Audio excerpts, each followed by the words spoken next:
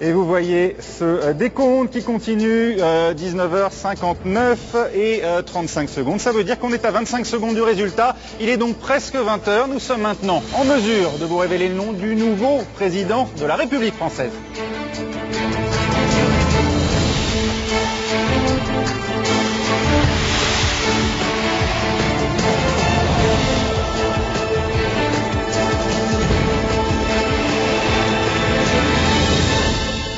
Et le nouveau président de la République, voici son visage, c'est François Hollande, candidat socialiste, avec 51,9%. Nicolas Sarkozy, donc battu avec 48,1%.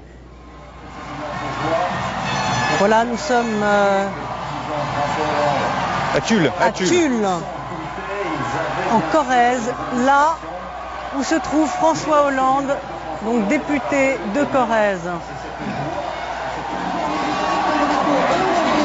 Peut-être va-t-il apparaître. En tout cas, on écoute les réactions de la foule. On vous laisse vivre ce moment.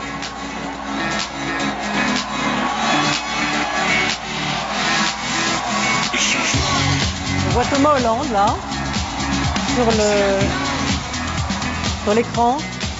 Alors, est-ce qu'il va aller sur une terrasse d'un café comme l'avait fait à Château-Chinon en 81 François Mitterrand, d'ailleurs, ce score de François Hollande, 51,9%, eh bien en 81, quand la gauche est arrivée au pouvoir, eh bien François Mitterrand avait fait 51,76%.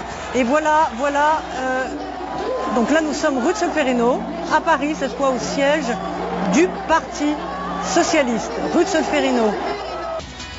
Et voilà, vous le voyez, hein, une ambiance également très festive chez les militants socialistes à Paris, au siège du PS. Quelques gouttes de pluie, mais qui ne vont pas gâcher la fête, on l'imagine. Elles vont se poursuivre très loin dans la nuit. Cette fête, on l'attend, on le sait, à la Bastille. Ça veut dire aussi qu'il n'y aura pas de fête à la Concorde. Alors, pour les socialistes, peut-être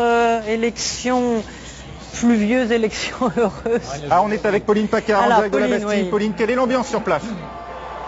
Pauline, vous nous entendez? Pauline Pacard, qui est en direct de la Bastille. Elle ne nous entend pas, car Pauline, vous nous entendez? Ah bah voilà. Bonjour Raphaël, alors je n'ai pas entendu votre question parce qu'il y a beaucoup de bruit ici. La question est simple, hein, il n'y a même pas de question. Allez direct, on y va. J'avais bien imaginé votre interrogation, eh bien... J'imagine que vous avez découvert les images avec nous à l'instant où le visage de François Hollande est apparu sur les écrans géants ici place de la Bastille. Eh bien, une explosion de joie de cette foule massée derrière moi, cette foule extrêmement dense. Beaucoup de drapeaux, des embrassades. Il y a un homme pas loin de moi qui a carrément sabré une bouteille de champagne. Donc vous voyez un bonheur assez intense des militants et des sympathisants qui découvrent sur les écrans géants, sur cette place de la Bastille, des visages. On a vu Thomas Hollande, le fils de François Hollande, interviewé par nos confrères de BFM TV. Eh bien la foule, un moment de liesse, un moment de communion. Les gens se sont embrassés. Pour tout vous dire, c'est vrai que ça faisait plusieurs dizaines de minutes que la foule ici pensaient que la victoire était acquise. Eh bien, ils ont eu confirmation il y a quelques instants, vous l'avez donné sur notre antenne, de cette victoire du candidat socialiste François Hollande. Alors, quel est le programme de la soirée, Pauline? On l'imagine beaucoup d'artistes, et puis l'arrivée aussi de François Hollande qui devrait venir lui aussi. Eh bien, effectivement, la foule extrêmement dense ici attend François Hollande, qui n'est pas annoncé avant la fin de soirée. Vous le savez, Anne Sautemont vous le disait, il va parler à ses militants, à ses partisans à Tulle, et puis après il devra effectivement se rendre à Paris.